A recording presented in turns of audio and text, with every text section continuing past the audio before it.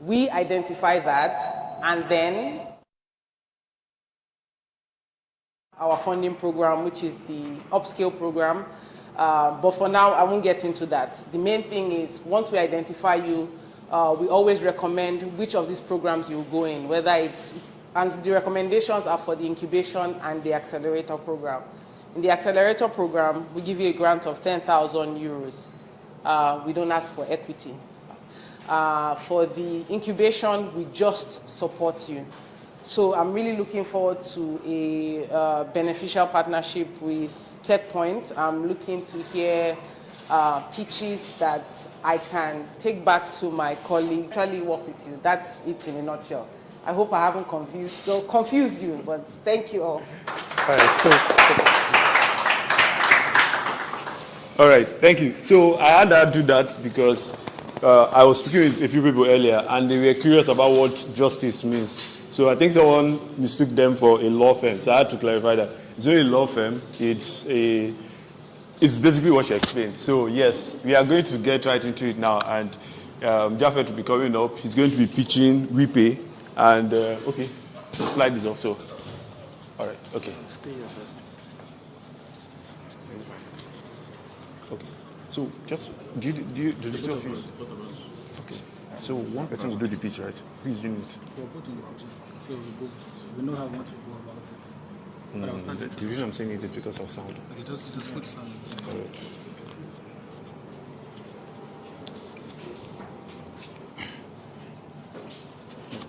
So there's no mic, so we have to be extremely loud. Yeah, just put it. Okay. Hello, techies. Good evening. All right, so it's an honor to be here today. My name is Fred Sinkidzu, and I'm here with my partner. I'm Japheth Ogwande. So today we want to introduce you to Repay. Now, Repay is an innovative startup. It's more like a fintech, but it's an innovative fintech startup. Now, our goal is to help remote workers, more like remote workers or freelancers, with cross-border payment. That's what our goal is. And we have a question for you, though. Allow me to pose a quick question. How many of you here have exchanged foreign currency to Naira in, let's say, the past 1 year? Anybody? Yeah, we have a lot of hands here. Okay. What was the process like? Wasn't it a tedious and time-consuming process? How was it for you? Very tedious. Okay.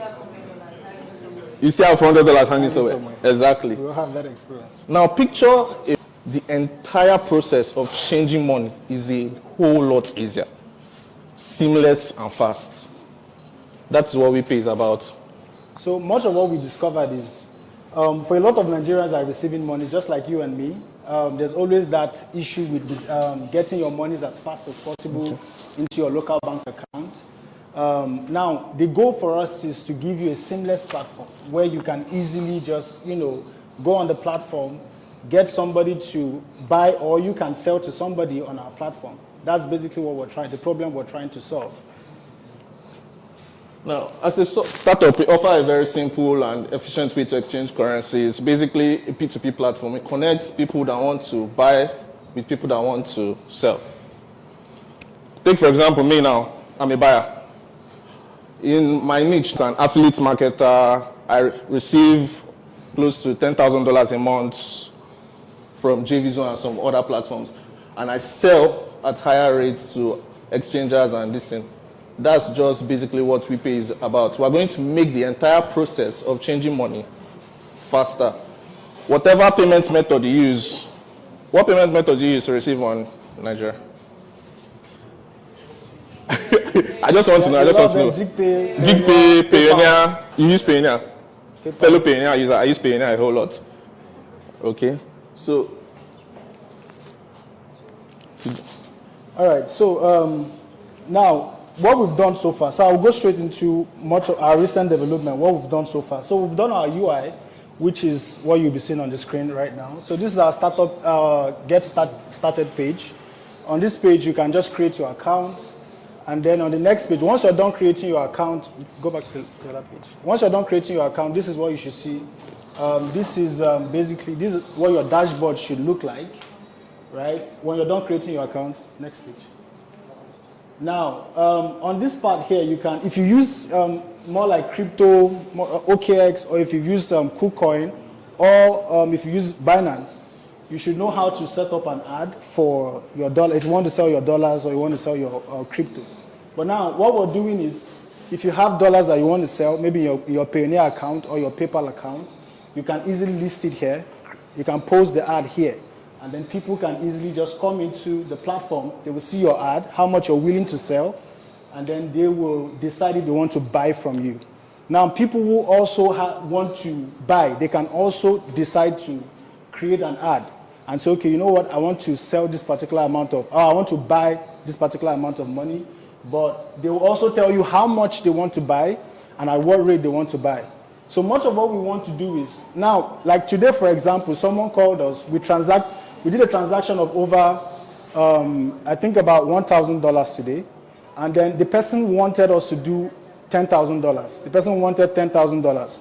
But now the issue we had was we don't have all that money to give to the person all at once. So, but imagine if we had a platform where the person could just go to our platform and easily find the most suitable rate for them, or for him, and then he could just transact on our app and buy. You can decide to just buy as fast as possible. But now, much of the challenge is when you have bulk amounts that you want to buy, you might not be able to buy it all at once because people don't sell bulk amounts all at once. So you can decide to, place different, more like trades. It's more like trades. So you can place different trades and then you can get all the money that you want as fast as possible. Now, much of what we're trying to do also is this. We want to build a platform that we can use. Now, I'm an affiliate marketer, and in a month, I make over like $5,000 or thereabout. And one of the issues that I also have personally is getting access to my money. Now, we want to build something that's intuitive, that is easy for us to use. That's our goal. Now, fast forward. Let me just go straight to our market size. Let's go back to our market size. Now, currently, what we have here is 1.5 million people on Upwork. I don't know, how many of you know about Upwork here? For all techies. So, Upwork, and then we have over 1.5. This is 2021 stats. And then we have 1.2 for Fiverr.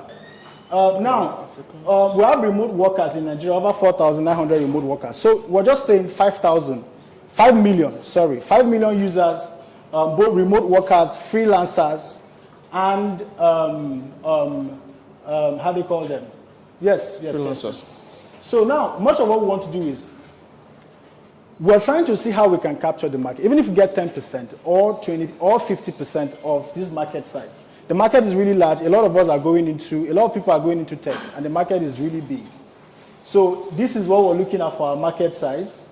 And now, on our app, we're going to be charged. It's more like a gas fee, though. It's a transaction fee, 1% fee for transactions. And then our target market, we already talked about our target audience, the fact that what we're looking for is freelancers, remote workers who earn in foreign currencies. And we know a lot of people earn in foreign currencies. And this is our mission. As a startup, our mission is to provide a simple... Did I put something? So, as a startup, our mission is to provide a simple and efficient way to exchange currencies. So, like I said before, our goal is to connect currency buyers, such as abokis and exchangers, with currency sellers. And now, I know much of we'll get to the questions, so I wouldn't want to ask the questions now. All right? So now, the question is why Repay? Why should you, okay, let's say the app is running now, why should you do business with us, or why should you use our app? That's the big question. Now, we've looked at literally all the competition we can find in the market. I mean JigPay, I mean Flax, the likes of Canada, right? Katana. So we've looked at a lot of them. We've looked at what they offer, and I can tell you this categorically that one of the things that makes us really unique is our peer-to-peer escrow wallet, right? Now she talked about the escrow system. We have a peer-to-peer escrow wallet that allows us to, transacting is really tricky because you want to be sure that your money is safe. Now, if I'm doing a transaction with anybody here, I want to be sure that, oh, you know what, if I send money to you, you're going to do your part and send that money to me as well, right? So our peer-to-peer platform is what makes us really unique. There's nobody in the market right now that's offering, although we have people in the ecosystem that are offering something similar, but it's not like what we're trying to achieve or what we're trying to build. So, and then Repay also lets you choose from multiple exchange rates, like I said before. Now, people can come on our platform, or our customers can come on our platform and list the amount on the platform. They can list how much they want to sell. They can also list how much they want to sell, and then the total amount of monies that they are willing to sell per time. If you go on Binance, someone will tell you, okay, I want to sell $10,000, but I want to sell from $100 upward, right? Which also gives the person leverage, to say, okay, I don't want to sell anything below $100. That's the option we're trying to create for our users. And then Repay also makes it easy and convenient to exchange money using our P2P system. Now, this is just a background about myself and my partner here. I don't know if they're going to send this to you so that you can take a look at it, or you can see it from there. Now, we've done a lot in terms of trying to raise funds for what we're trying to build, and we know that for us it's time sensitive, because it's not just about having an idea, it's about implementing and making it happen as fast as possible. That's our goal. Our goal is to make sure that we can get it to the market as fast as we can, because it's about timing for us. That's what we're trying to do right now. I can talk about. So I already mentioned some of the competition that we have: Repay, Lemonade, Draco, and Pex Banks. You can also check them out as well. These are the closest to what we're doing on the in the ecosystem. These are like the closest to what we're already doing in the market. Thank you. Thank you. So before I don't know, we are going to have questions. So I want to believe everyone understands what they've been. So just to make it easier for every other person, in one sentence, can you tell us what you do? Okay, in one sentence, we're a P2P, more like a P2P cross-border payment system. Okay, so questions now. Any other person? Okay, that's all. Okay, my question was, I really understand the way that I did, but I want to understand does the platform support dollar wallet? So how will the exchange of currency be possible? Once I want to transact to the app now, I have to learn to transact. So how do I send money? Is it through your app, or I don't really get it? No, but it depends on where you have your dollars, right? If I have that in GP, how will I do it? In GP. Okay. Take, for example, you have your dollars in GPay now. You come to our platform, you create an account.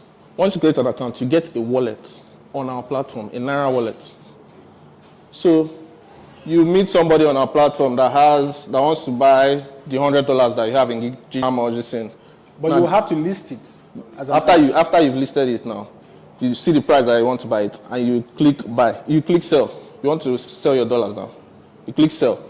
The person now has to have that value in his own wallet, in his wallet on our platform, in the Naira, yes. So we hold that Naira until that transaction has been completed, so it keeps your money safe. Once you've sent confirmation that you've sent your money, his Naira is...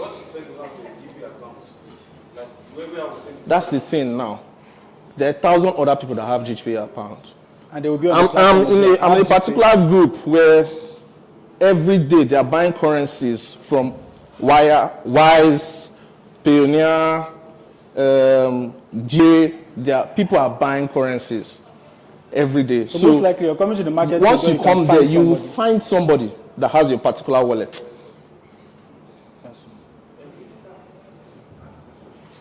And, yeah, your question, please. Yeah, so my question was almost in the same light as what he was asking. Okay. Understand. Okay. Yeah. But now, like you're mentioning people like Repay, for example, as like competition. So when you have, let's say like you're a freelancer to pay me.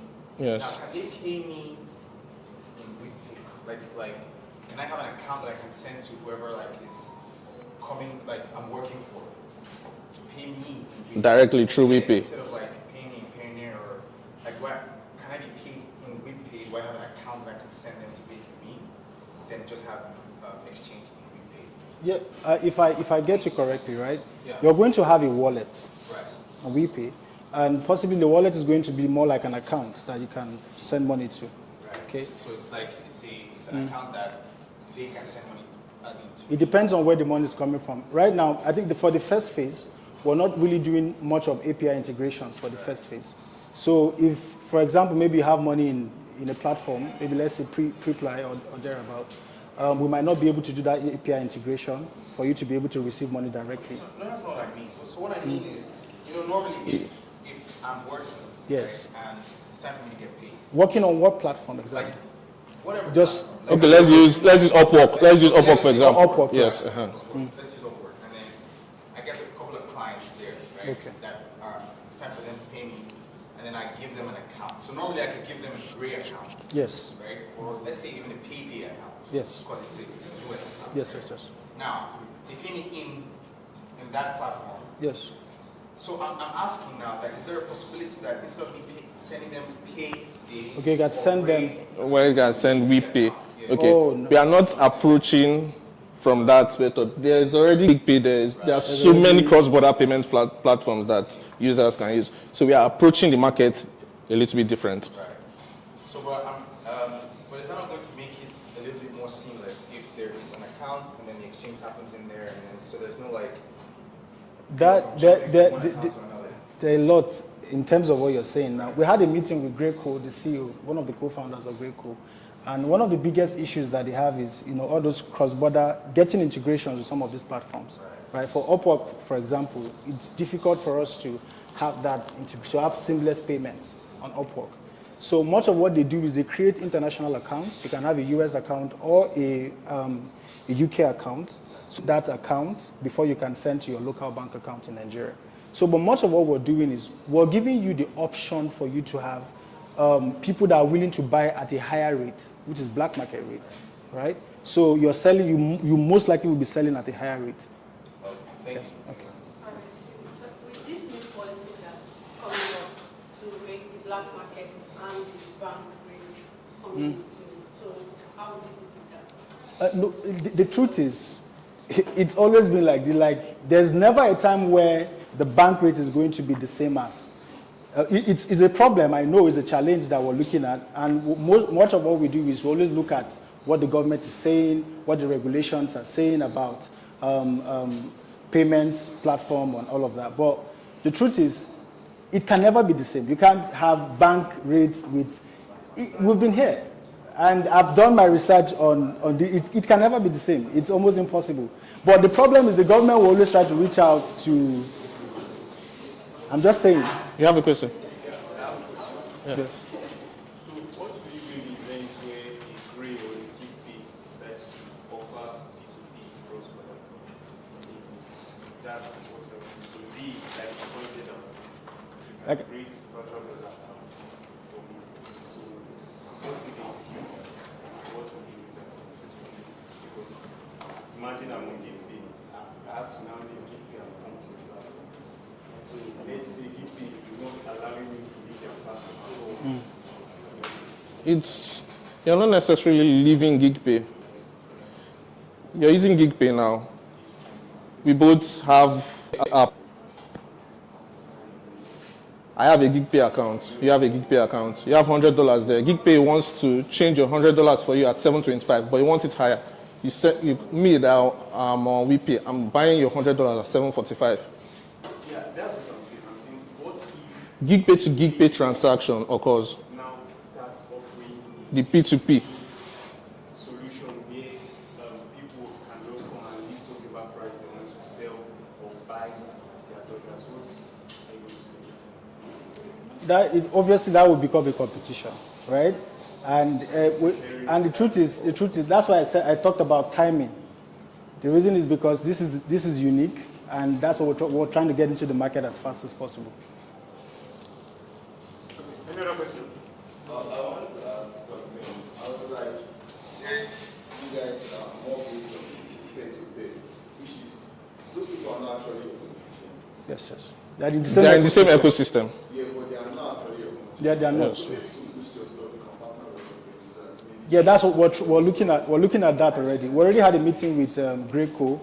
We're looking at those partnerships. They are not really our company. They are in the same ecosystem. Yes. So if you have accounts with them, you can also use our platform as well. Yeah. Thank you for that. Hello. So do you guys intend to integrate like payment services with credit cards and debit cards? Yes. Yes. So if you're going to do that, how are you going about compliance and KYC?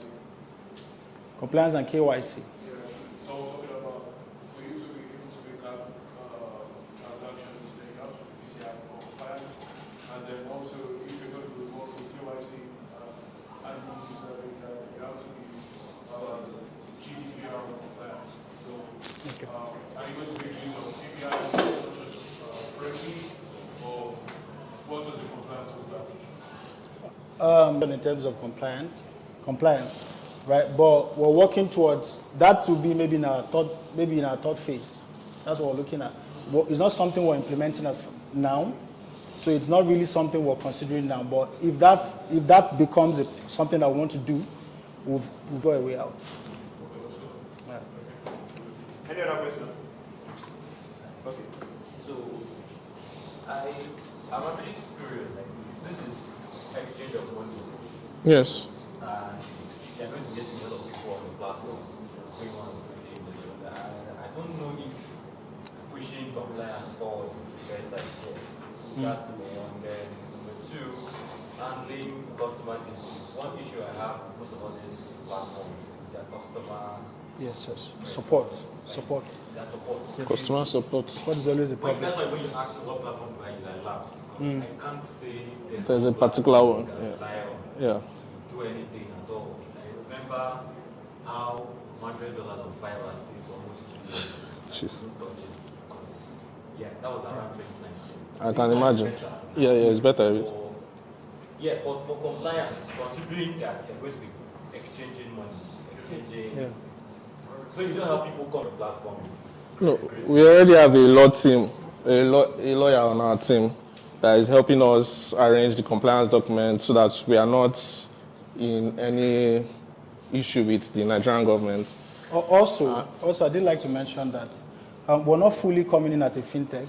I need to mention that as well, because we have other like Wema Bank and Stanbic. They are the ones that are going to provide us with the main account. We're going to have a main account, and then we'll have sub-accounts for our users. So that way, we're not the ones holding the money. The banks are holding the money, right? So we're not really coming in as a fintech. Right? But in terms of support, I can guarantee you that you're going to get 100% support on our system. Okay, so there's a question from our online audience. Okay. They're asking how much. A transaction. So basically, how to make money? Transaction. 1%. Okay, 1%. 1% transaction fee for under $1,000. Under $1,000. Yes. Above $1,000. $20. $20. Flat fee. So it's okay. Have a flat fee. All right. So I have another question. Okay. Personal question. How much of a problem is this? How much of a problem? Is this? So This- I know the that. solution like, and problem. Yeah. I know that Repay, for example, helps you receive money from outside Africa, and you're trying to say that, or what you're trying to do here is, I have money, and I probably want to get the higher exchange. I want to get the higher value for that money, right? And then I sell to someone else who needs it. So how much of a problem is this? So I say a few figures. You mentioned how many freelancers. Yes. So how did you come about that number? Because I think it's something you'll be looking for, the number of freelancers. Yeah, it's difficult to find online. So how Difficult. I think I saw it at, I'm trying to remember where I don't know if it's TechCrunch or somewhere, but I know but this is 2021. These projections are 2021 projections, but it's difficult to find the actual number of freelancers for Upwork and Fiverr. But now, going back to your question, right? The problem we're solving here is, like I said, I'm a remote worker. I'm an affiliate marketer, and I can tell you firsthand that I've had issues assessing my money, right? And I have a lot of affiliate marketers that are in my network, that have had issues, same issues as well. Now, much of what we're trying to do is to give them options to pick from, as opposed to looking for where or someone that they can transact with. Or the other option is sending to their bank accounts, which takes like 3 days, max 3 days. So now that is one, we're fixing one problem with speed.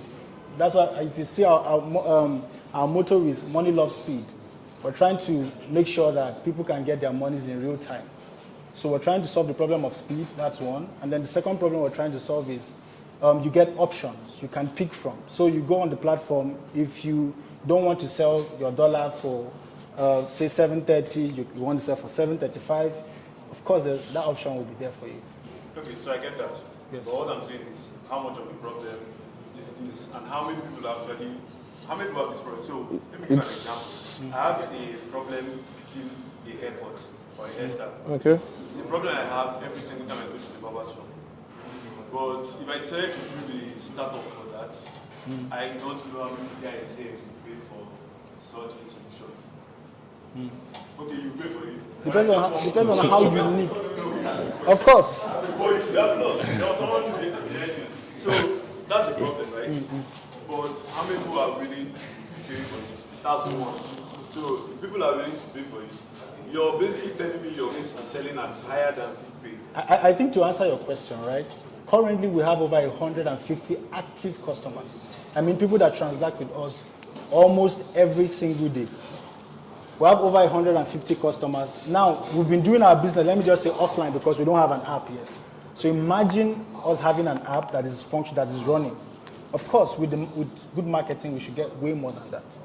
No, you will not get way more than that, except you're going to create a new set of customers. No. We will, because we can't reach out to everybody.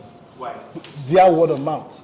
Because we're limited. Our current 150 customers are word of based on mouth. Recommendations. We have never done anything. We've not done anything, publicity. They trade with me every day. No, not every day. Them, but I mean, our customer value is $1,000 for each of those 150 people. The least transaction I make a day. That trade with me daily. 45. 45 people. Okay, then, since you are bringing your platform, you haven't told us how you plan to make money from this. We mentioned it, gas fees, 1% gas fees for below $1,000.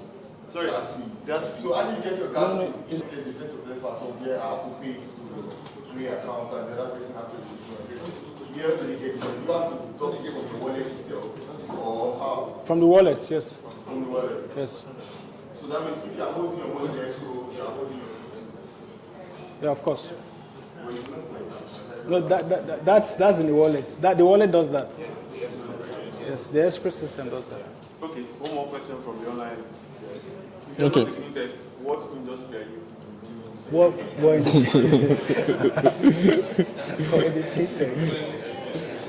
clearly fintech. I mean, you said it's just the approach for now. We are trying to approach not as a fintech, in order to avoid regulations and compliance issues that come with Nigerian. We'll still be registered. It's one thing to say you're not something. It's one thing for the regulator to say. So what? Yeah, of course we are. I just had to mention that. Okay. It's not necessarily the question, but what does fintech mean? Financial technology. So as long as you are working with money, as long as you are in fintech, application, that's what you are. Yes. No, he said something. That's why I mentioned that. Your KYC, you have to know. Yes, of course. You have to follow compliance. Thank you for that. Thank you. All right. Okay. Yeah, I have a question. Okay. It seems, in the grand scheme of doing good in society, your platform will push the price of the dollar up until you realize. Because everybody that comes is going to tell you, I saw it for 720, can I get it for 730? The next person will come, can I get it for 740? Nobody would really come to your platform for a lower rate. So, how do you plan to, because I feel like this is some of the criticism. Yes, of course. Even users might, obviously users will talk. Yes. But if the government realizes that, then Yes, this is the problem. the Aboki effect story. I don't know. Yes, yes, yeah, I heard about that. Yes. Manipulating markets. Yes. That's the question. So for that, much of what we want to do is to have a range. So on our platform, we're also going to be displaying rates, our own rates. So people that are listing the ads on our platform should not go above those rates. So just to be able to manage that properly. Just to be able, yes, you just say, okay, well, there's a cap. You can't go above this cap. That's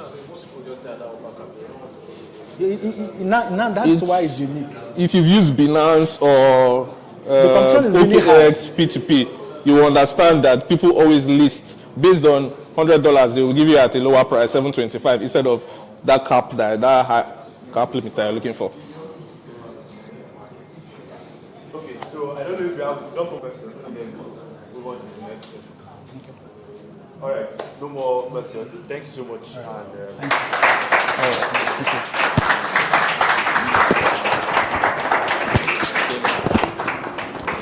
All right, that was a good one, and we are moving on to the next person. So Chioma, you're next. So Chioma is a lawyer, and she is going to be pitching Legum. I hope I got it. So I pronounce it like the Legum you know, but you give us the accurate pronunciation.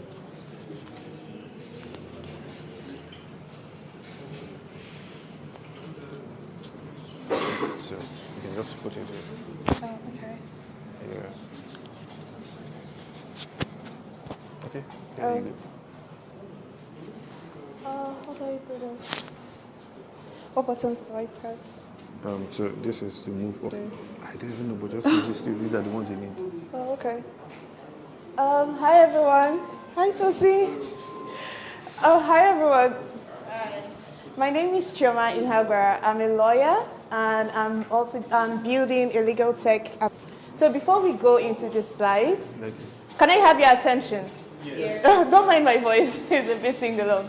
I'd like to see a show of hands of how many people that have, I'd like to see a show of hands of people that have experienced a legal problem before.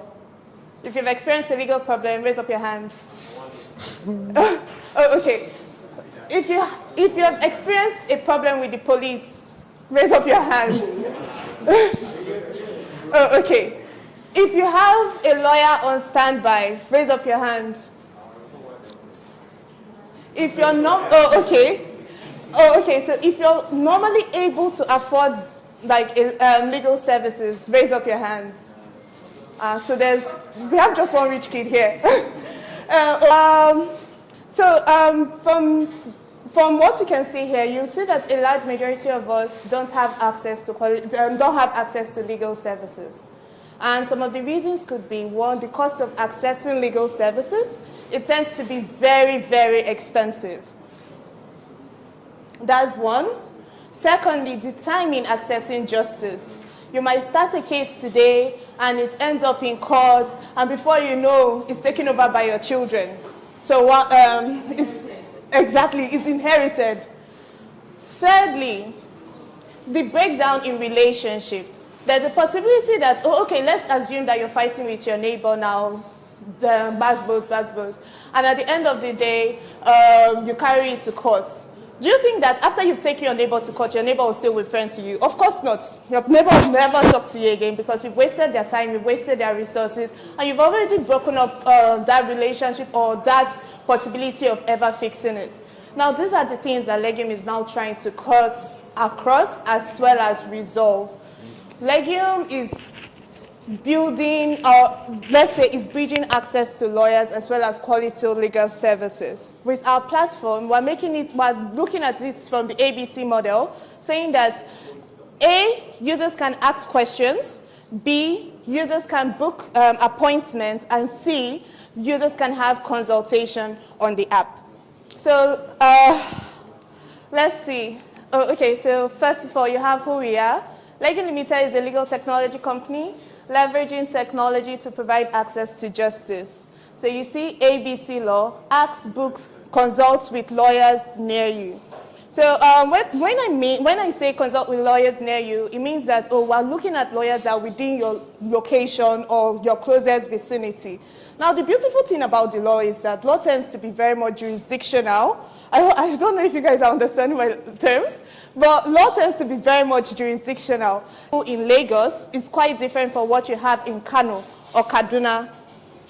So if eventually that you do need a lawyer, you need to find a lawyer that is within your current location and within the specialization that you actually need. You don't expect a criminal lawyer to help you with your corporate affairs or to help you with your intellectual property affairs. Those are two different things. It's like going to an eye doctor and you're saying that, oh, you have a tooth pain. Obviously, that person cannot help you. So what are the problems we're solving? 1, access to legal information and experts near you. 2, cost of accessing justice and legal services. 3, time spent in accessing legal services. Why? Why are we solving these problems? I don't know how many of you have properly looked at the SDG goals. That is, yeah, the SDG goals for, I think it's, and you have number 16.3, which is equal access to justice for all. The SDG is trying to promote, or let's say the world is trying to suggest that, oh, everybody should have equal access to justice. It doesn't matter how much money you have in your pocket. It means that you should always have access to lawyers. Access to justice is a human right, and it should be pushed at every point, in my opinion. So why are we solving these problems? It says that we believe, 1, everyone should have equal access to justice. 2, access should be close, fast, efficient, and affordable. Affordable is a really key word because it's one thing for someone to say that they have a problem. It's another thing for the person to be able to fix that problem or to be able to afford to fix that problem. And there's something that they will always say in the law, in the legal industry. It's always easier for you to have a lawyer at the very beginning as compared to having him at the ending because you're going to pay more. The time, the resources that you would spend after you've already entered into the problem will be way much more as compared to what you would have spent at the beginning avoiding the problem. So 3, the language of the law should be simple for people to understand. I'm a lawyer. If I read a legal document, I'll be able to understand what is written there. But I don't expect any of you to. Majority of you here are techies. Same way, if you bring a technical document, I won't be able to understand, although I've ventured into your field, so I understand to an extent. So what I'm saying is that with Legum, anybody can come on the platform and ask a question in the language which is most simplest to them or which they understand best, and the lawyers around will respond to them in simple terms as well. A typical example, let me give you a scenario. You're driving, someone bashed your car. Last man came and said, oh, okay, both of you, I'm carrying the both of you to go. At the end of, that's just, in my opinion, that's just too. But we're saying that with Legum, you can go on the app and ask, oh, okay, what do I do? What are my legal remedies? Someone bashed my car, what are my legal remedies? And a lawyer within your location, close to you, responds immediately. Let's assume that last man wants to carry you and go. You'll be able to book a consultation or immediately have that consultation with your lawyer and say that, oh, okay, I want to talk to you on phone, I want to, or I want to have a video consultation with you where it's now a conversation between you, LASMA, and your lawyer. So it's no longer just you, you have a guardian angel. Okay, next slide, you have how. How are we solving the problems that we showed in the last slide? You see, 1, free to download mobile application. Our mobile application is going to be made free. As soon as it gets on the store, everybody can download it. 2, database of legal question and answer. So like I previously explained, you can come on the platform, ask your questions, lawyers respond in languages which you understand best. So if it's only Pidgin you understand, a lawyer will respond to you in Pidgin. So legal experts in every location. No, so let's just imagine a scenario you went to, let's say, a core Muslim state now. we went to a core Muslim state and you decided to bring one bottle of beer or one bottle of I don't know, whatever. You decide to bring one bottle of beer and start drinking, and then their police system or their, what do they call, his bar? Yeah, his bar. They see you now. They see you drinking your beer. In your mind, you did nothing wrong because you're coming from a southern state. But to them, you've done something bad because it's a law that, oh, you cannot do this. So what do? In a situation like this, you need a lawyer to come and stand for you. Then solution. What are our solutions? With our mobile application, users can, 1, ask lawyers questions, 2, book a consultation based on the response that they provided, 3, have a video or audio call on the app. Our results. Oh, okay, so what would be the expected result of all of this? If we're able to properly implement Legum, we put it into the market, what are our expected results? 1, alternative dispute resolution tool. You don't have to go to court. Unless it's a big, heavy issues, you don't have to go to court. Me, as a lawyer, I don't believe in time wasting. I don't necessarily agree with the whole litigation process because it's built to frustrate the people, it's built to frustrate the client. I don't see a point whereby you go to court today, they are telling you, oh, okay, your case has been adjourned, you have to come back at the end of the year. Why? Then 2, legal education database. I would always say that people get in trouble because not necessarily because they are wrong, but because they don't know what to do. If you tell me that, oh, okay, it's wrong for you to, what's this? I don't know, maybe hit somebody. You wouldn't see me hitting the person. But when you make it, oh, okay, socially okay or acceptable to hit the person, every day, the person will more or less become a punching bag. And until someone comes and tells me otherwise and shows me a better way, I will keep living that life. So I would say that many people that are in prison today that are caught on the wrong side of the law, they didn't know any better. They weren't taught their rights. They are not told, oh, okay, this is what the law expects of you as a person. 3, job requisitioning for legal service providers, in the sense whereby we're not putting jobs into the law, we're giving jobs to the lawyers, because one thing that the lawyers want, they want clients, and clients need lawyers. 4, communication management tool. Our journey so far. Okay, so I got the idea, if I'm being very honest, I got the idea in 2020, but I actually started working on it in 2021. So it's 3 years down the line, and right now I have my prototype. It's still working, there's still some bugs to be fixed, but yeah, we're getting there. So we're looking towards launching by August. Yeah, we're looking towards launching by August, and by August, you should see Legum everywhere. Keeping my fingers crossed. Okay, so why now? Many of the information, if I'm being honest, many of the information collected was obtained from the Hill Justice fact sheet. I'm also a student with Hill Justice, so who is there? Okay, so, well, on the right-hand side, you see how people resolve justice in Nigeria. From the show of hands, or rather from the question I previously asked, where I asked, oh, how many people have lawyers? Only 2 people here raised up their hands.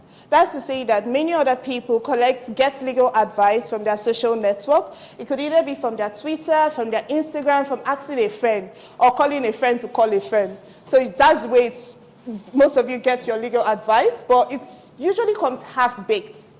They're not giving you the full thing because they still expect you to pay for their knowledge, because after all, it's not easy to go to school for 6 years to come and give you advice for free.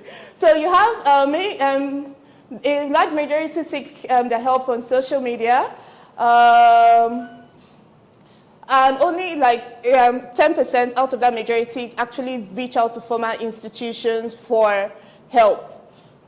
Formal institutions including the courts, including lawyers, including, the police. People are afraid of police because by the time you go to police these days, they'll ask you, oh, give us money for transport. Let's come and meet you at the location. From the facts that we have here, you see total number of people interviewed on this was 6,130. It shows that 25 million people yearly have justice problems within Nigeria. Only 80 million yearly attempts to resolve these problems. 40 million people do not get justice. So just imagine 40 million out of 25 million. That's a lot. 72% of the people interviewed seek legal help. 8% seek help from formal institutions, while 90% seek help from social media. And that's not really a good thing. Imagine, it's like saying that, everybody knows that social media is not a real place. Everybody knows that whatever you're going to, yes, there are valuable information that you can get from there, but whatever you're going there, you need to go back to cross-check. Is it true, or is it based off on someone's needs to be popular? Target audience. Who are our customers? Who are the people that are going to be using Legums? People using Legum will be me and you. Me being a lawyer, I need clients, I need to put my services out there. You being an individual, you need a lawyer, you need to speak to me about your business, about your current legal needs. So it's size of the market. So right now, world population is 8 billion people, 4 billion people. So this particular was gotten from World Justice Fact. World Justice Fact. Serviceable available markets. 4 billion people in the world need legal help, but our obtainable market that we're servicing right now is Nigeria, and within Nigeria, 40 million people need Legum. 40 million people need our help. So a fair advantage, insider information. So going to people every day. I've spoken to thousands of people. Oh, okay, my day job, I'm a lawyer, yes, but I work in corporates. So building this, I had the opportunity of speaking to a lot of people, and usually they all have the same problem. They're all saying that if I can get a lawyer for cheap, if I can get a lawyer within my location, if I can still protect my relationships at the end of the whole legal process, then yes, this is something that they'll most likely use. So collaborations and partnerships. So we intend collaborating with institutional bodies as well as LSPs, legal service providers. Then you have technology application. Legum is the first of its kind. It's the only one doing what it is doing. So our business model, how do we intend on generating revenue? So we have subscription-based. We're saying that, with as little as 1,000 Naira, you have access to the platform. So this is the way it works. You're knocking on the door. Can I come in? You've come in. You pay your 1,000 Naira, you come in. Immediately you come in, you have access to a database of questions and answers. Legal question, legal answers. You can ask questions, you get response in real time. And you know that, the responses you're getting are from qualified experts near you because you get to see their profile. Now, if you now need further assistance, in the sense whereby you need to speak to them, you need to meet them one-on-one, you go through their profile, you'll be able to see their consultation rates, as well as their availability hours, and then book a consultation. Now, this is making access to legal services something that you can afford. It becomes affordable to you. And that brings us to the second model, pay per transaction. If you're requesting to speak to lawyer A or lawyer B, we charge per transaction of the call. So you want a 30 minutes consultation, that's fine. We have then advertisements, third-party integrations. So our asks, we are looking for money. As it is right now, I'm the founder, I'm the CEO, I'm the everything of Legum. It's just me and my developer. But I'm so glad that's how far we're coming. But we still need money to set up a team, a proper team. We need money to set up our infrastructure and all that. But as well as money, we need strategic partnerships. We don't want to be a product that immediately you download it, you only use it once, and then you forget about it. There are apps like that on my phone as it is that, I've only used them once this year. I don't want to be a product like that. I want to be something that, people can always remember that they have a friend. It's like having an angel protect you. Then we believe everyone deserves access to justice, and that's why Legum. Thank you. So, do you have any questions? Of course. Oh, okay. Yeah, sure. Okay. Let's start with you. Let's start from the front. Okay, yeah. this is a really interesting perspective. So I think my question is very straightforward. On the road, inside Aruba, police stops me. What can Legum do for me at that moment? Police stops you for what? Why are they stopping you? I don't know. Oh, okay. Oh, okay. You said you want to search my bag. What do you do for a living? Oh, okay. So, by law, if I'm being very honest, by law, the police has the right to stop and search. And yeah, especially when you're suspected of doing something, or they don't really need to have a reason, but they can stop and search. But the problem comes in when they harass you in the process, when they try to intimidate or bully you. And in an instance like, you can come on the platform and say, oh, okay, I was stopped by the police and I was harassed. This is your phone. How long do you want to connect to us?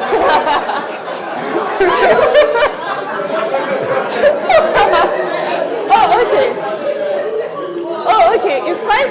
Let's imagine a scenario that your phone or your gadget has been seized. You don't have a means of connecting with us. That's okay. By the time you go back home, you go and you lodge your complaints on the app, and you say that, oh, okay, on so time, I was in so location. The police stopped me and they did this, they slapped me. If you have evidence, keep your evidence, put it together, because at the end of the day, what matters in law is the evidence. You might be right or you might be wrong, but as long as you have evidence, you can stand on your fact and say, this is this. You've won your case.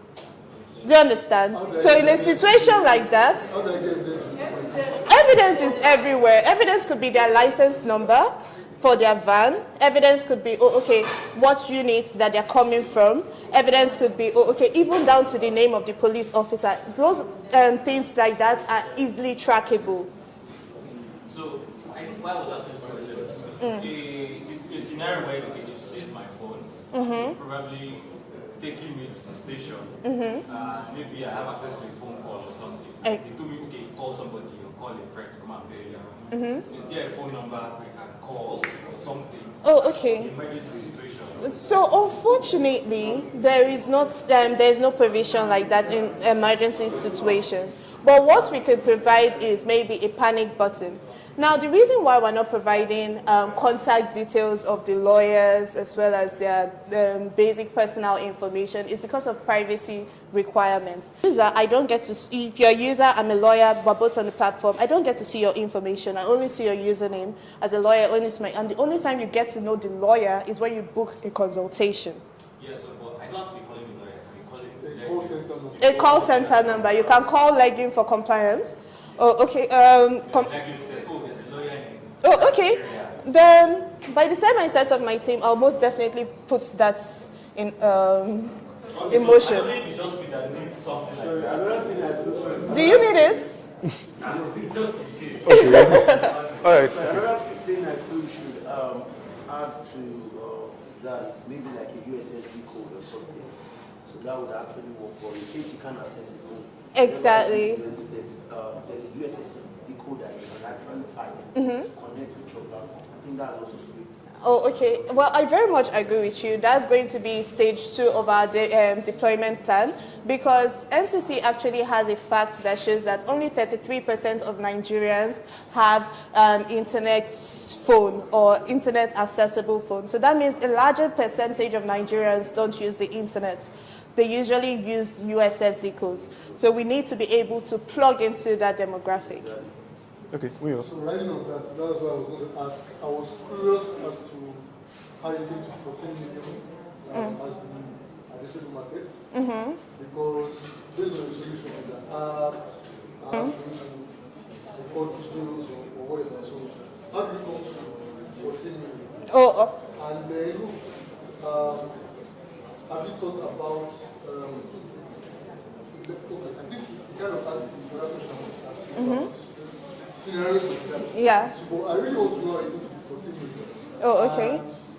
Because not just about internet access or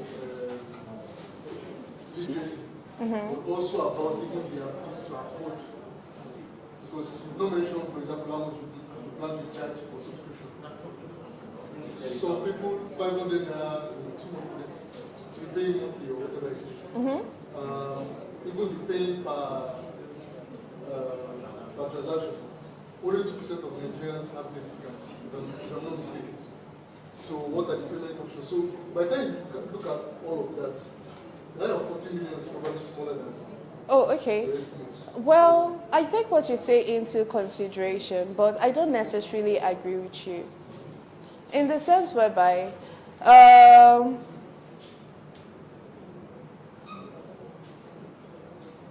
you ever asked a lawyer for advice? Yeah. Did they ask you to pay? Different scenarios. Okay. Now, if you give someone something for free, they would always take advantage of it and abuse it. Oh, Okay. I didn't say you give for Okay. I said you are addressable markets. Okay. I'm saying by the time you consider all these things, your addressable market is probably smaller than that. That's what I'm saying. So I want to know how you came to 14 million. Okay. How I came to 40 million. What's the current population of Nigeria? We have over 205 million, if I'm not mistaken. 200 and what? 213. Okay. Now let's ask ourselves, what amount of cases go to the court every day? Okay. I don't know how many, but I'm sure there are the number of cases that don't go out much more.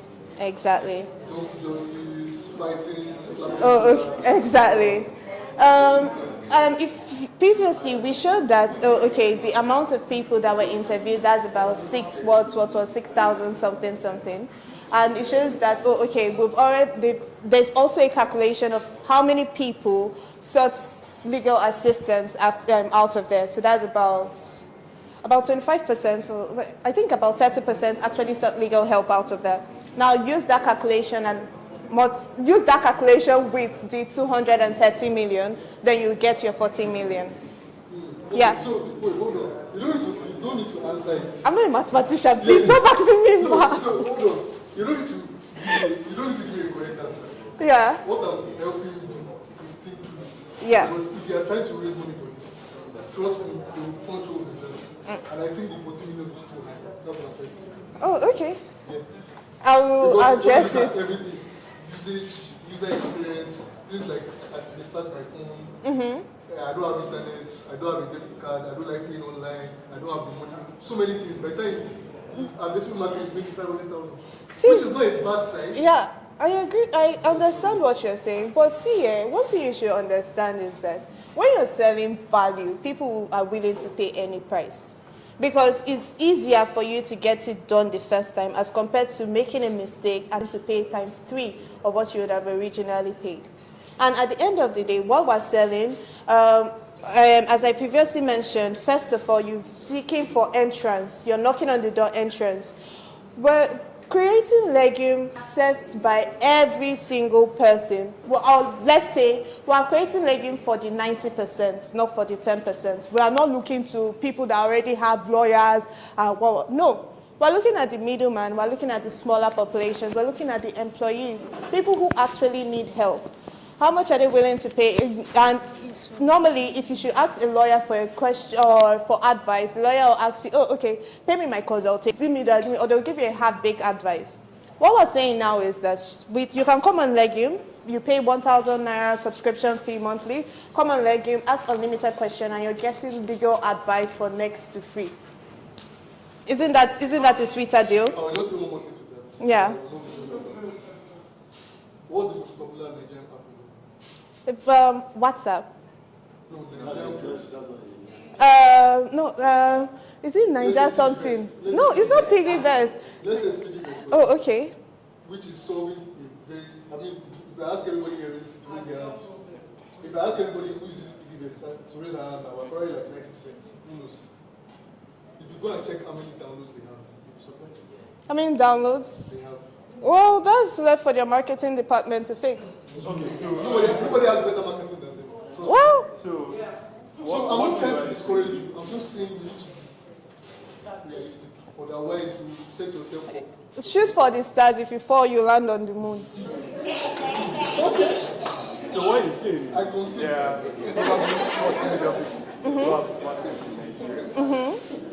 So that's like the first point of contact. They have smartphones.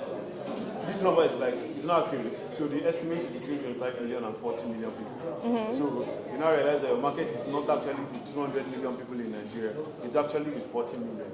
Because except you have an offline solution, I can't access your service without a smartphone. Do you get it? So okay. you now have max 40 million people that have smartphones in Nigeria. So if we include the number of people whose phones will definitely get snatched, maybe it comes down to 30 million.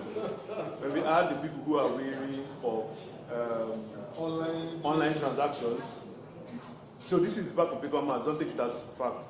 It goes down to like 35 million. So by the time you start subtracting everybody who will face a barrier to accessing your service, then you see that your number is... Yeah, it comes down to maybe 15 million or thereabout. I think I understand what you're saying here, and we are just going back and forth. Okay. The feedback here, we should take it on that. But then if we are beginning to look at barriers, we cannot start from 14 million. That's not the number of population we have. I think she's even using an extremely conservative figure, because the fact is this, there are people, all these barriers is what Legum is solving. Those barriers that we are now putting in front as the reason No, why. Legum is not solving that barrier. Because if I think that she should look at that as a way to, like she said, expand the potential reach.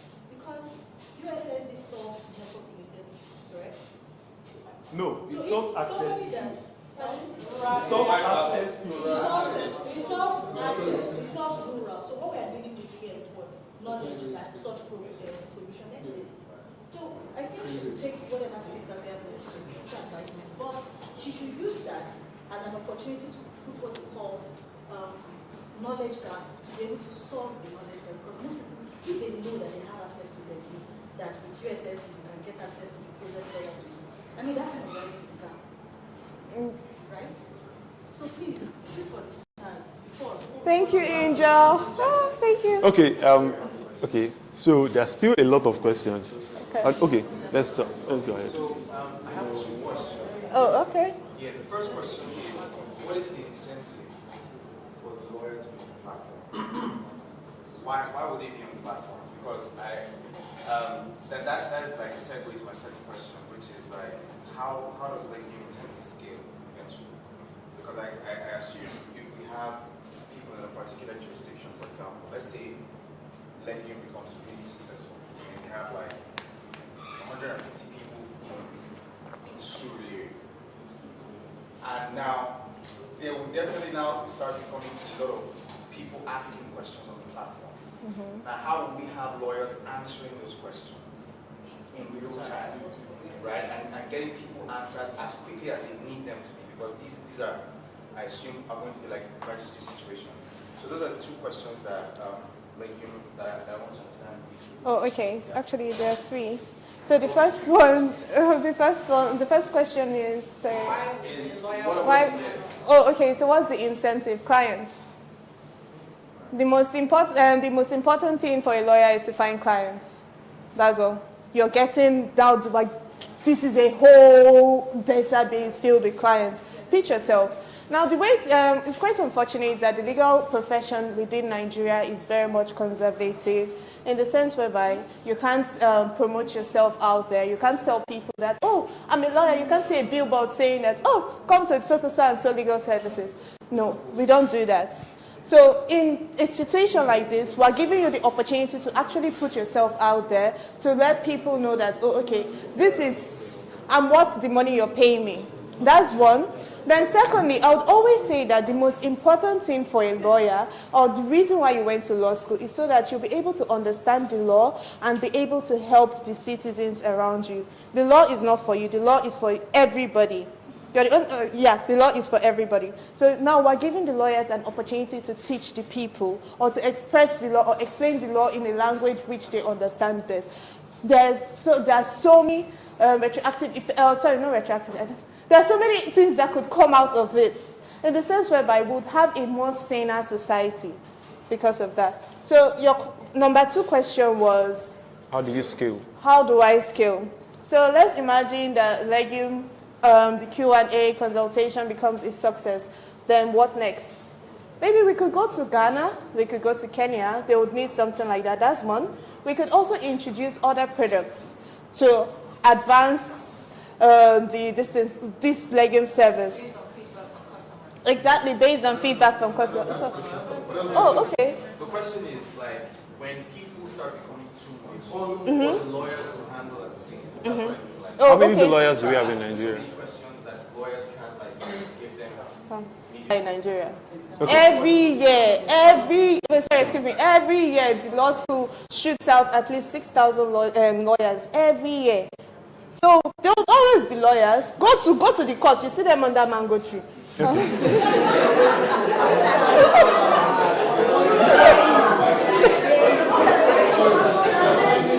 law.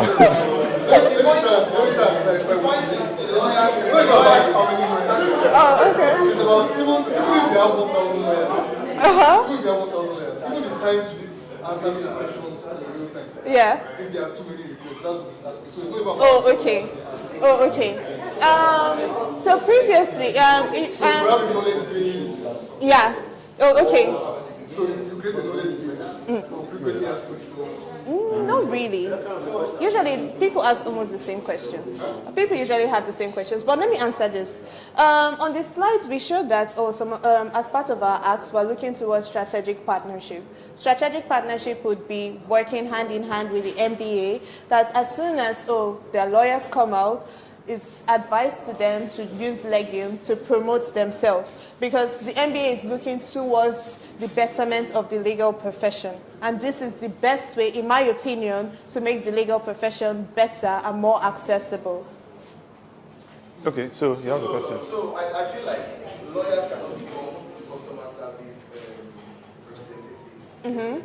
So I feel like the way, another way to ameliorate the problem is to actually maybe integrate like an AI app such that we can answer questions. Oh, okay. It might be easy to say, but you can't actually convince a professional to come in. That's a very interesting idea. Sorry, I'm coming. That's a very interesting idea. Artificial intelligence, but then there's the word artificial. It lacks that human nature. Yes, me on my part, I've already gone to. You can't expect AI to come and tell you what to do with Nigerian police. That's one. wait, sorry. It can be done. Oh, okay, sorry. Oh, okay. Then secondly, I've tried to use, yes, I understand the fact that AI grows. It's a very beautiful experience. I enjoy it. And I've tried on my own part to maybe test it out a couple of times, ChatGPT, Brad, all of them. But it lacks something. Sorry? Yes, exactly. It's what you give to it. It gives you, it responds like a robot because it's a robot. You need human experience.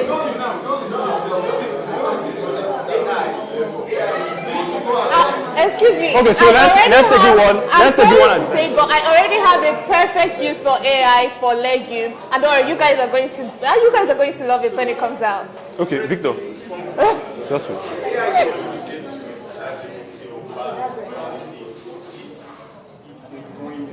Yeah. Sorry, Victor. Yeah. Sorry, can we limit the side talk so that people online can have a better experience? Thank you. You can train AI to do all this stuff. So if I'm going to train an AI to do all this stuff a lawyer would do, why am I bringing lawyers on the platform? That's where human touch comes in. That's where you now need to, okay, this kid's doing what I don't like.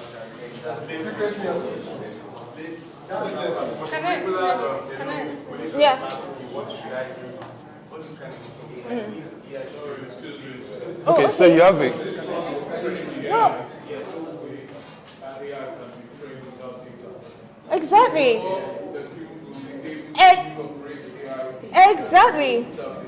You will have to have been operating for a long while and amass data that they will use to train the machine, so that the machine can answer specific cases of when the Exactly. Wait. Sorry, let me add to what he says.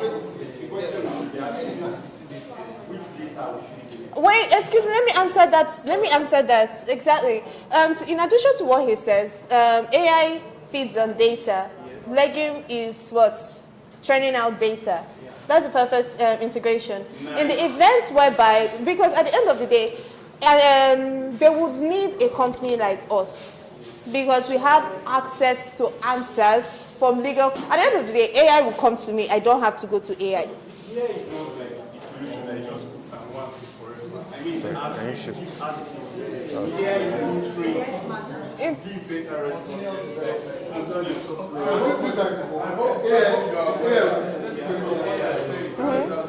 Then when it's down to human beings. Yeah. Oh, okay. Okay, so you have a question, right? Hello.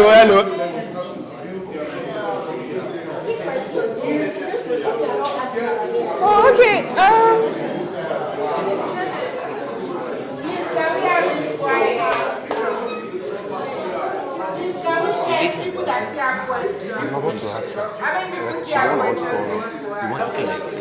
Oh, okay. Take over, please. Hello. Okay, Please, sorry. Oh, okay. Do we have any more questions? So, what's your question? I can't hear you. Okay, sorry. Don't answer any question again until I see you answer the question. Oh, okay. All right. So I need to make this a little orderly, because she can't get all the feedback that you're throwing around when 1,001 people are talking. So let's agree. I'm coming. Let's agree that I can stop her from asking or answering your questions if we get rowdy. Yes. Perfect. Which means if I don't point at you, you do not speak. And as a lawyer, fortunately, we are actually.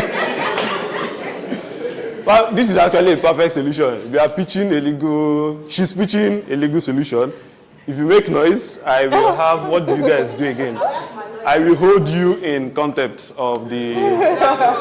Yes. So, hello. Can you ask your question, please? Yes, please. Very interested in what you're trying to call here. I don't want to go into 14 million market size. Thank you very much. Because, like so many of us have said here, how many people have access to the internet? I think what you're trying to create is for a particular demographic. Because not everyone, people that have access to the internet, how many of them can navigate these things and get this information themselves, tell them assistance. So that's by you. And the second one, you said you have legal experts in every location, right? Yeah. Okay, I'm from another state. So if I go back home now and the police pass my dad, I can bring out my phone and then get someone in real time to assist me, correct? Yes. In every location. Yeah. Even in my hometown, in Name. Yeah, that's the goal. So previously, in response to what you've said, I've already spoken about strategic partnerships. We need to work with the NBA. Now the NBA is branched out into every state, into every village and local governments. If you work with the NBA, you definitely would find lawyers in your location. Okay, so I can only take 2 questions. Unfortunately, that's more. Sorry, I will have to ask these 2 gentlemen because they've not spoken today. All right, so go first. How's your presentation here? Hammering on affordability. Yeah. So I'm struggling to see how Legum makes Falan or songs legal charge less than the ones to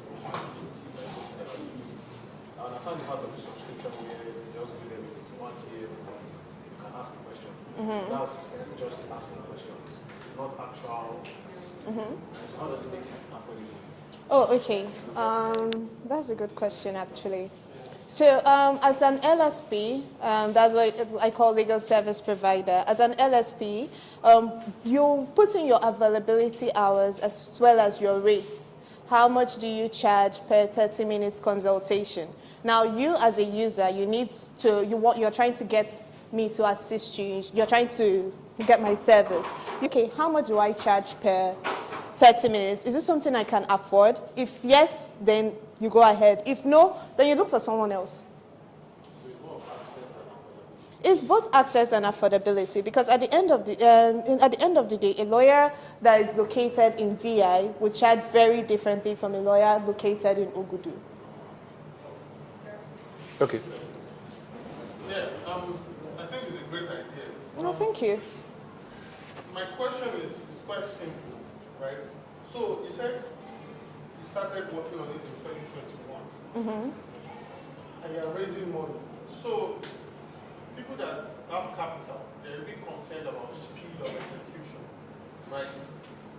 Building in 2 years sort of poses loopholes in the tech capital. Because why 2 years, right? Because the assumption in the ecosystem is roll out an MVP in 2, 3, 5 weeks.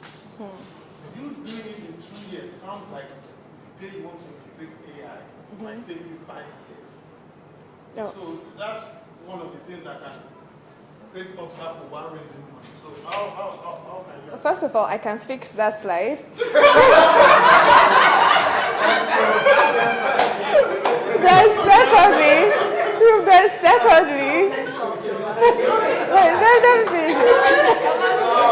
Secondly, in response to that, as when I introduced myself, I mentioned I'm a lawyer. Moving on, I mentioned that I have just one person on my team, that's my developer. Before I got to this current developer, I went through a series of developers. They weren't able to understand my vision.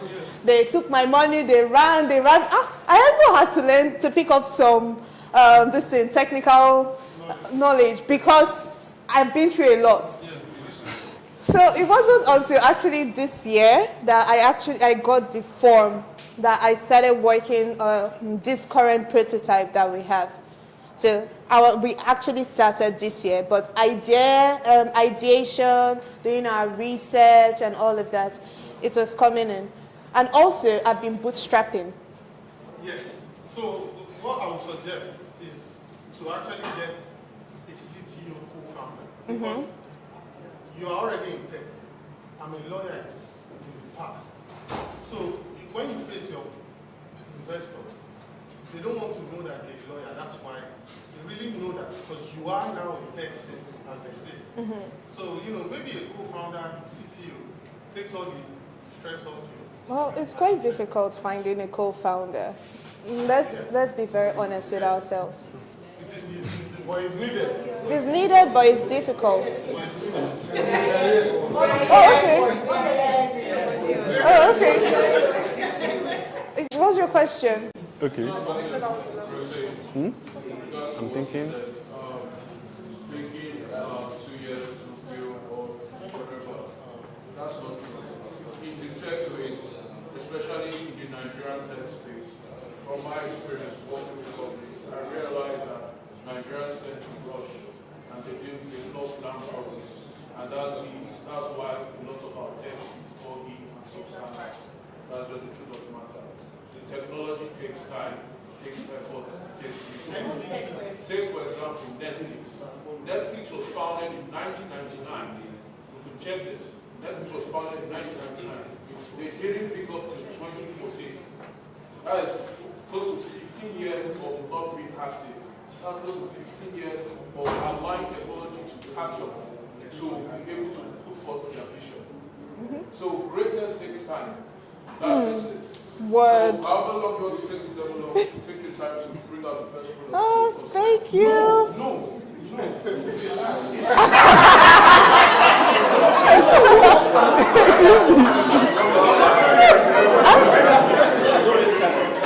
Where's the competition? It's like you don't have the next time. Wait, show me. I'm just wondering if No, that's not a competition. not about them being in Nigeria. No, they're not connecting you with. Don't worry, we'll talk about it later.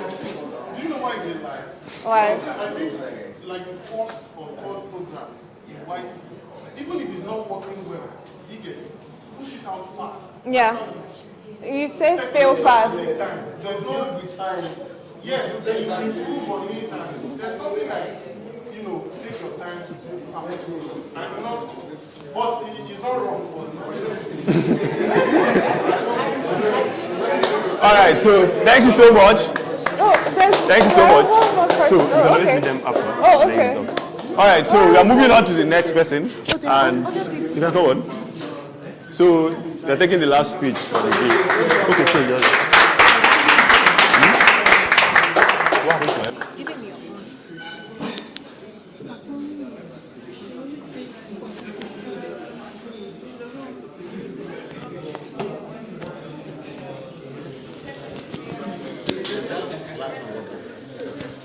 No, but you can unplug my phone.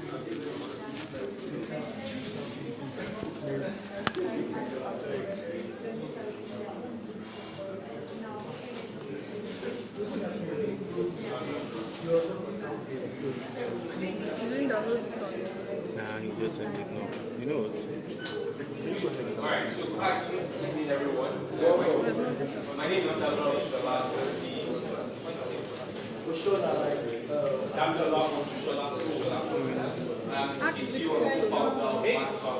Hey guys, hey, please, yeah, we have someone preaching, and let's try to pay attention to what we say. Thank you. Hi, good evening everyone. My name is Daniel Oshola. I'm the CEO and co-founder of Maxwell Limited.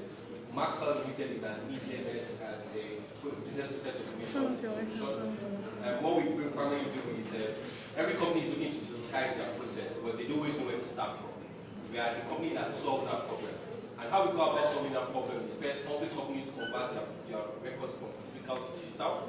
And we then provide a solution that allows them to then store the digital information in an intelligent manner. And then in the future, we also help them automate any paper-based processes that they have within the organization. We started as primarily a digitalization company, whereby I served as the head of technology of the business. And we used to sell third-party solutions, the likes of Microsoft solutions, SAP, and all that.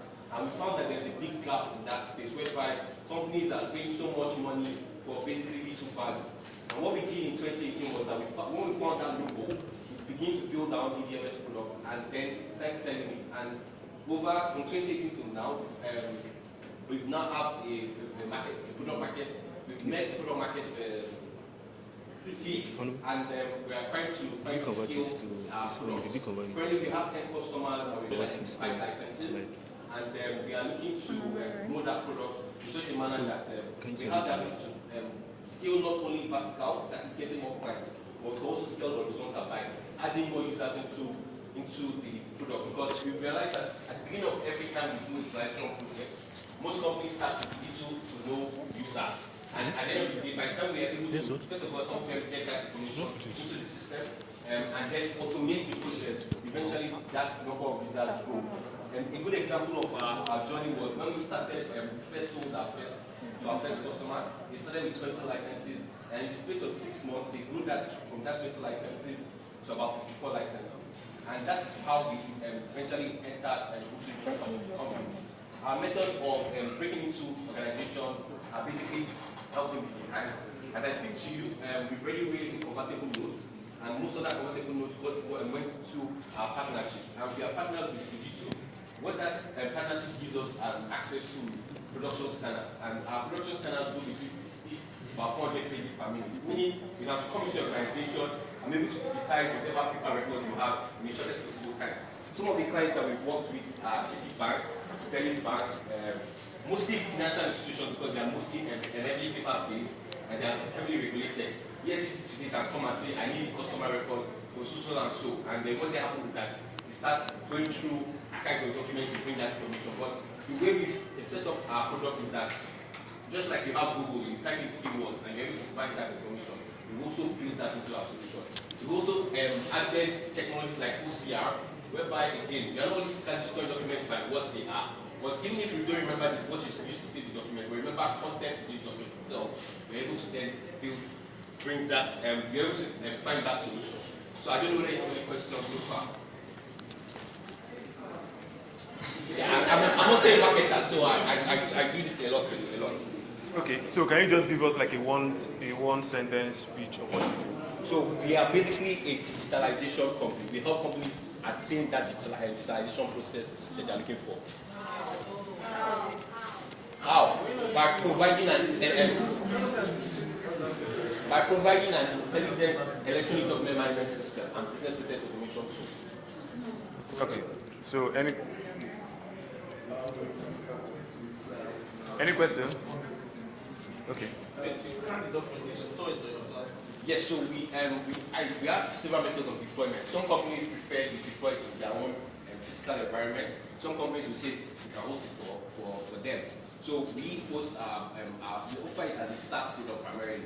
But if you then go to people like banks, that they'll tell you they have regulation, they'll tell you have to deploy it on their own physical servers. So we also do that deployment as well. So we are very flexible in how we deploy.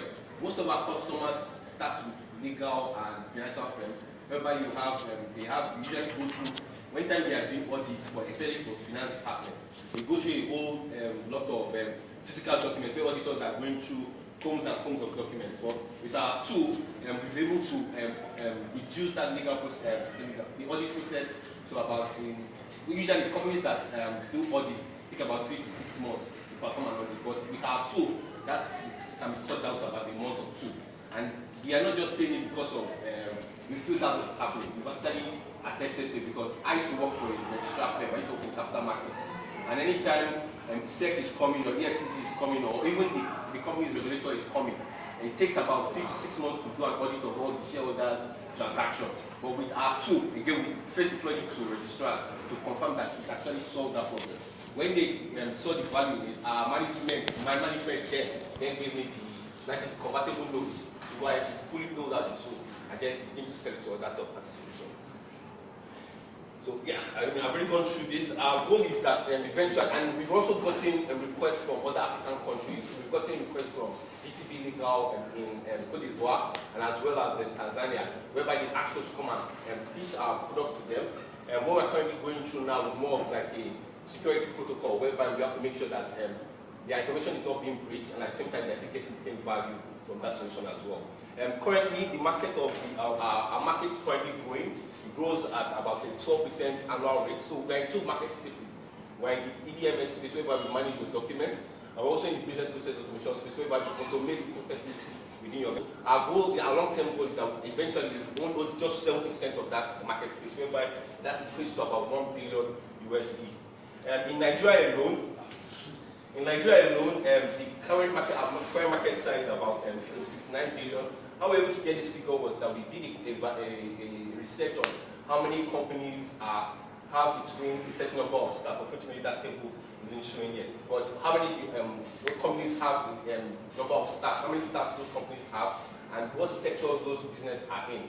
And we found out that by the time we calculate the total amount of people that work in those companies and basically the amount of paper they churn out every day, we found out that that's ordinary, just 20% of that alone is about 13 billion naira. Some of the companies again that I mentioned that we already onboarded as customers, we have Bitamax Registrars, we have Demco, FCSL, KPL Insurance, that's Disco Bank Insurance, and Morgan Holding, Midwell Engineering, Alex Muka, Rainbow Specialist, Churchgate, and Optimus Bank. Again, as I mentioned, we previously used to sell third-party solutions, so we are also in the process of passing them from those solutions to our own. Some of the companies that we some of the companies that we are looking to onboard. Some of the companies that we are looking to already talking to are companies that are 10 years and older. Can you close it? Records are I think it's a PowerPoint problem. Look, just close it. So what we do is we have document management officers around the country. We go with our document management officers to evaluate those paper documents, help them scan it. If the documents requires us to be more careful, we have specialized document management officers that will go in, treat those documents, and then scan it and put into the system. I don't know if you can show the PDF version better. Yeah, let me try to do that. I wanted to show you our current deal size. But basically, again, we are a tool that basically B2B business. We don't sell, we're not B2C business whereby we don't operate in that space. Although we've realized that B2C is eventually where we're going to go to. Whereby you want to drop a contract with somebody and you don't just digitally sign that document. Our platform will be that go-to platform whereby again, you don't need Adobe or you don't need all these DocuSign or these points. Exactly. We will be the first, and currently we are the first e-commerce platform out of Nigeria, out of Africa. So yeah, so that's my presentation. So just find a way to hold your Chris. Okay. So basically it's not a question, but it's a contribution. You have a very beautiful solution and I love it. So I would like you to adopt hospital, general hospital for example. They have government about 19 something there. Do you understand? I mean, you need to look into that industry as well. So hospital are also. So we have looked into that space. Usually what the problem is that when you engage a company, they tell you that this is their budget. And budget is always the biggest problem. And take for example, and the problem and how we solve the problem is human being.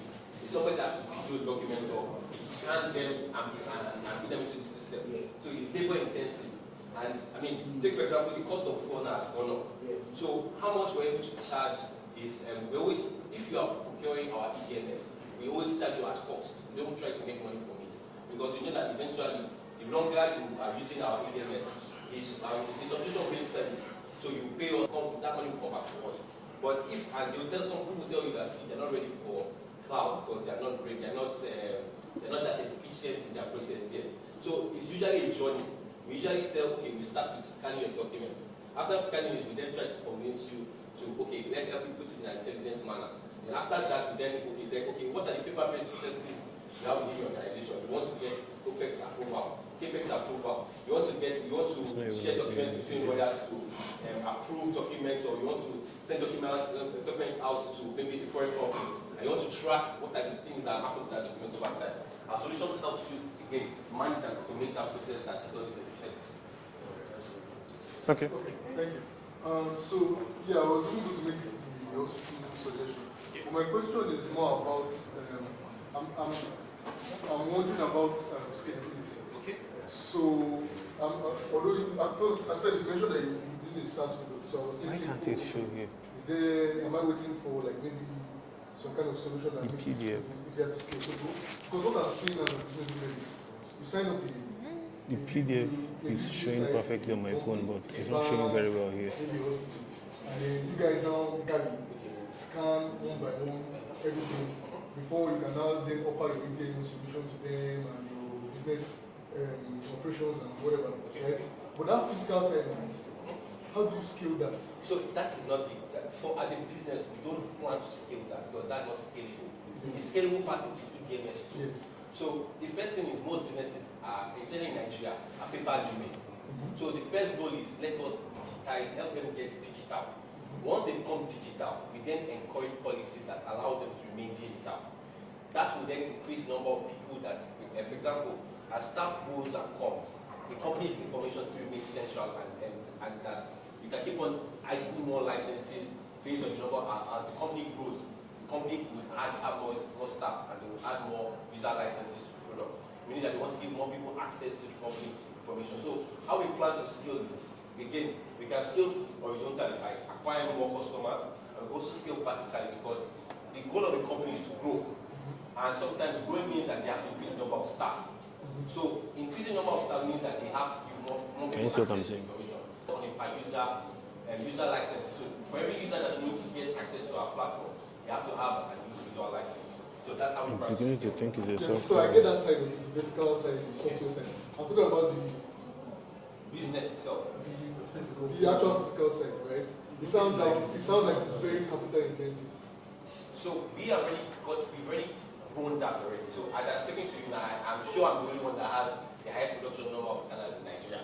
I have close to 50,000 scanners. Sorry. I apologize. I have close to 50 production scanners. And my scanners, again, range between 60 pages per minute up until 400 pages per minute.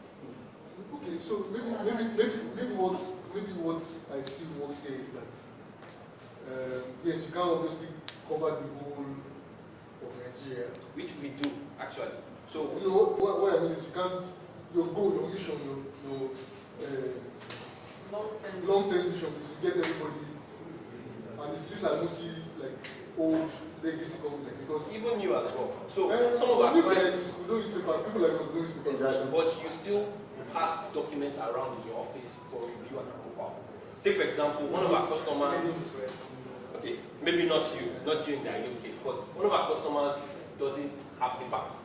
What they do is that they have processes, a lot of processes, and they need to structure those processes in such a way that you don't need to know what the process is about. You just need to do your own part.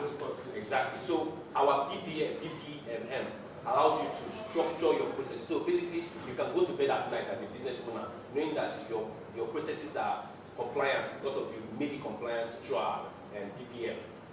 Anyway, the point I was trying to make is that are you looking to maybe partnerships to help you reach more of this?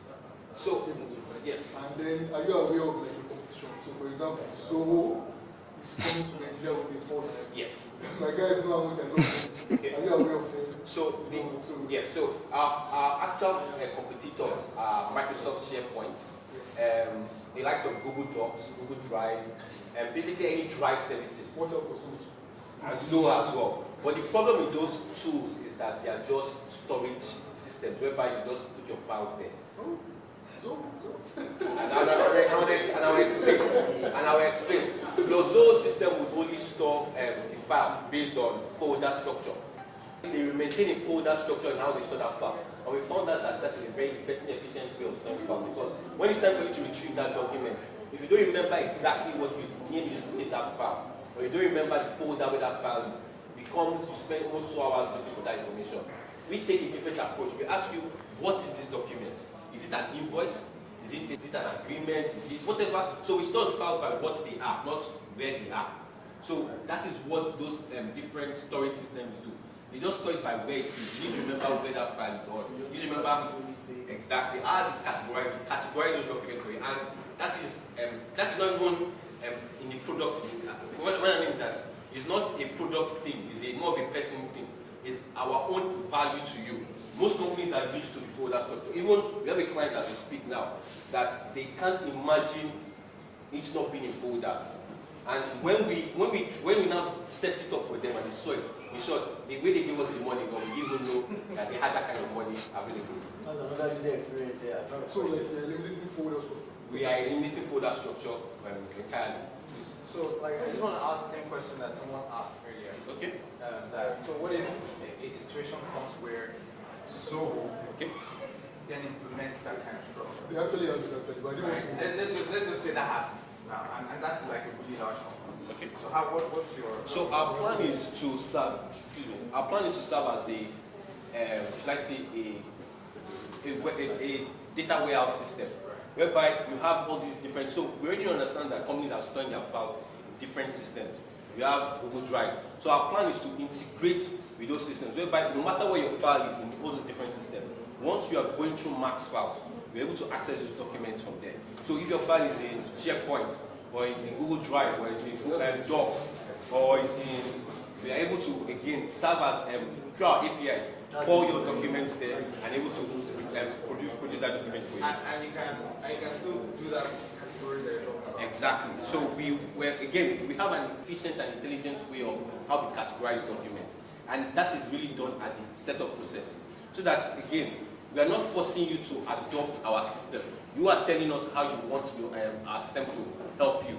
So we then customize our solution to fit that space. Okay, so someone online is asking what you mean by intelligent scanning and what the end goal is. So our intelligent scanning basically means that unlike the traditional way of scanning documents, whereby again you're just scanning to produce at the end of it produce a PDF file. Our integration or our partnership with Fujitsu allows us to name the file during the scanning process. So we are capturing metadata from the file. We do zonal OCR scanning, whereby we already know if it's a document that's already formatted, we already know where to place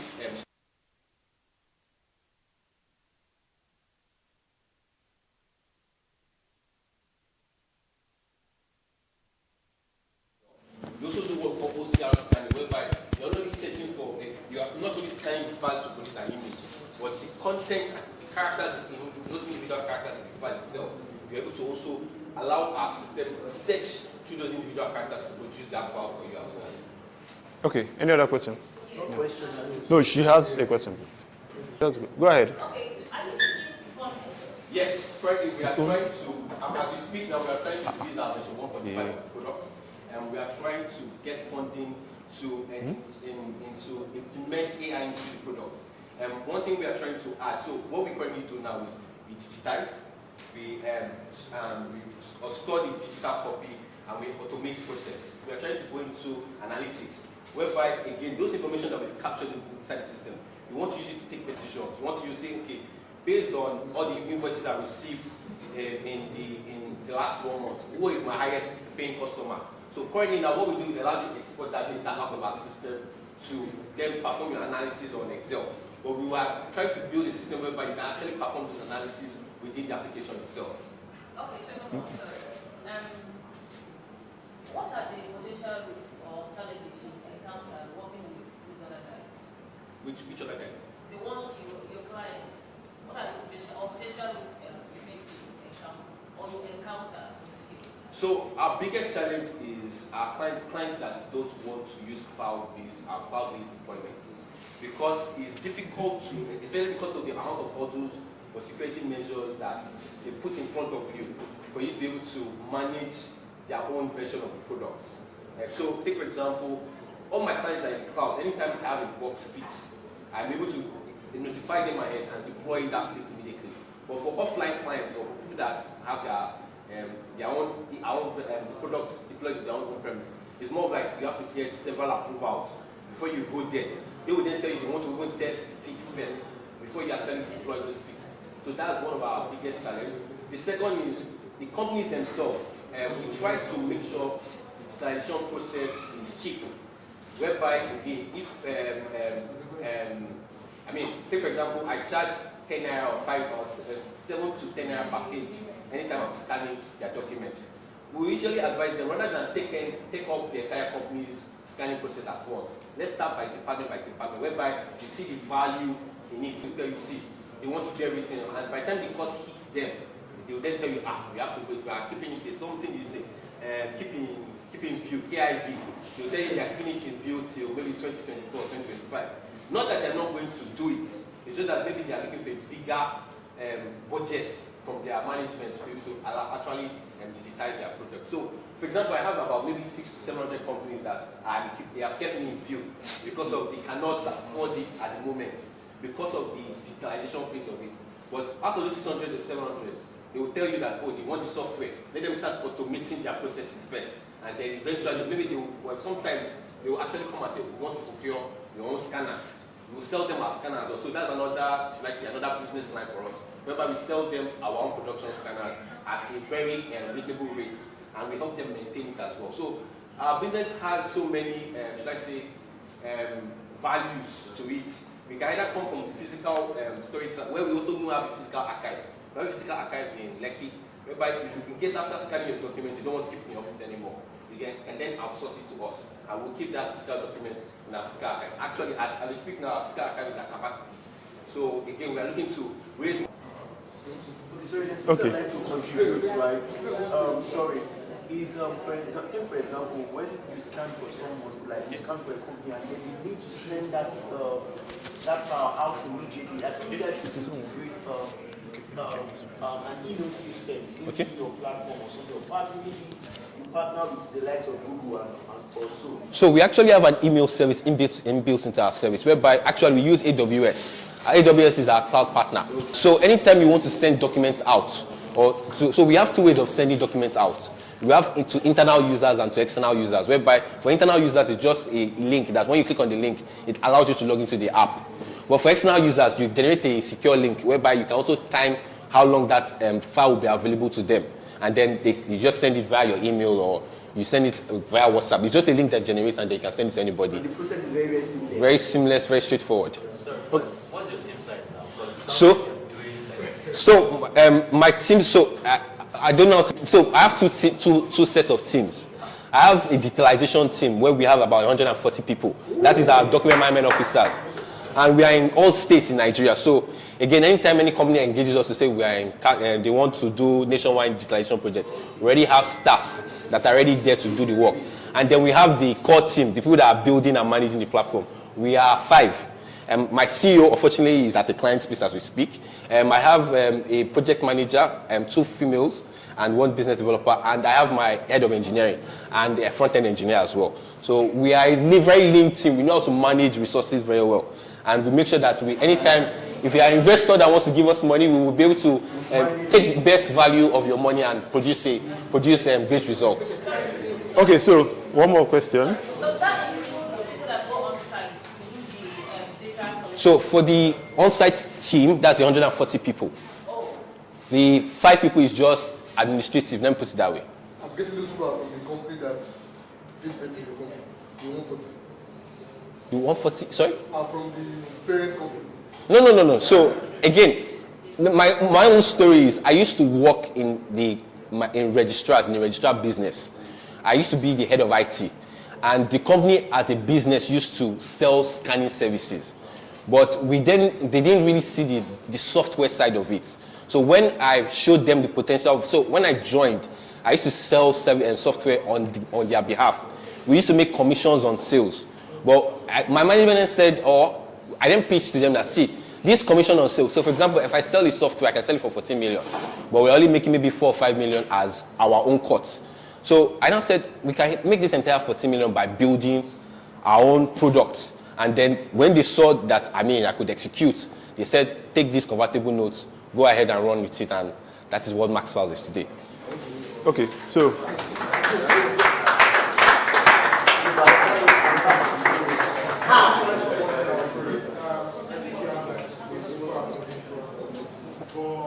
Just wanted to ask, you mentioned that you were raising before, and if I'm being sincere, I actually think you're more of a traditional business as opposed to a venture capital market.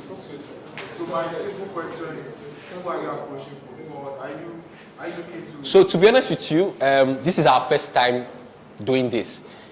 Getting to this place has been a journey, whereby you are not, the first people I had to convince were the internal investors, were the people that already knew about what we were doing. That is, again, as I mentioned, I used to work for a company. So I had to first convince those ones to agree to the journey. That was a very big uphill battle. And the people that I work with are gurus in this financial space. They are particularly people that set up the banking industry. So first of all, to convince them to even allow you to do what you need to do was a journey. Now that we are here, we need to scale the product quickly because our competitors are not Nigerian based. Though we've seen some variations of what we do in different businesses that we have encountered, several startups. But our competitors are the likes of Microsoft, and the likes of M-Files, just like people that Laserfish, Logic Doc, Dropbox. So we are competing with international brands. And for us to be able to meet that standard, especially in the Nigerian space whereby most companies will take a brand over value, especially that if someone will pick Microsoft over, take say for example me, because I'm just starting and I'm Nigerian. So I'm trying to raise money to build my product to be at the level of Microsoft, but more cost effective and more and available in Nigerian in the local currency of the country that we are planning to sell our product in. Just to be very sure, so are you saying right now, what I see is like your margins should be, like your profit margin should be super high on the transaction. You simply pay this 140 guys, build your product, pay your internal team, right? So are you saying with your profits or you get say commercial paper or short-term debt or get financing, you cannot scale your business and keep your equity? So, well, I mean, let me put it this way. The current vision for the company, if we try to raise that kind of money, we won't be able to meet the kind of quality that we are trying to get. For example, one of our competitors is called Process Maker. This year they launched a version of their product that has AI inside it.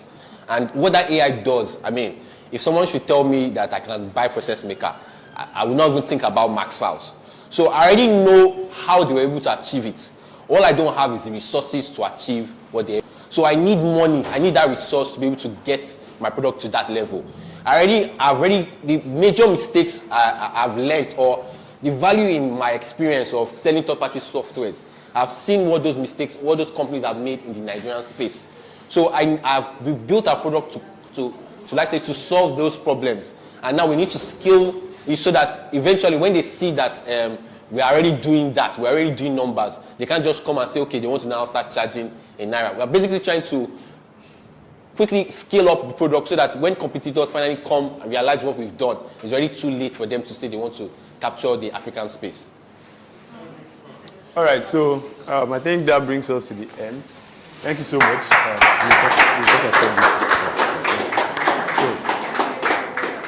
All right, so thank you so much to everyone that has speeched. I think we had very interesting startup speech today. So let's do this again. Same time next month. Yeah, same time, same station next month. So peace out.